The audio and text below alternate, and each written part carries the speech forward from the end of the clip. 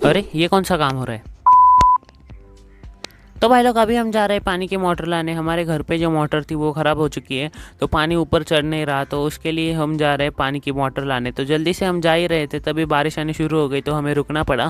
फिर हमारे प्लान में आया चेंज, हमने गाड़ी घुमाई घर की तरफ और हम जाएंगे अब कार से, क्योंकि मोटर लाना बहुत ज़रूरी है। तो कार में बैठने के बाद, थोड़ी ट्रैफिक, थोड़ी बारिश देखने के बाद हम फाइनली पहुँच गए दुकान। दुकान पहुँचते ही भैया ने इसकी प्राइस बोली 3,000, और हमारे नेगोशिएशन स्किल्स इतनी बढ़िया थी कि हमने 2,000 में ही डन कर दी। और उसके बाद हम प्लम्बर को बुलाया और भैया ने अपनी स्किल्स दिखाना शुरू कर दिया, और थोड़ी देर में ही पुरानी मोटर निकाल के नई मोटर लगा दी। और हमारी जो पुरानी वाली मोटर थी उसका कुछ ऐसा हाल था, और इसे जंग लग गया था। बाकी वीडियो पसंद आए तो लाइक करो, चैनल पे नए हो तो सब्सक्राइब करो।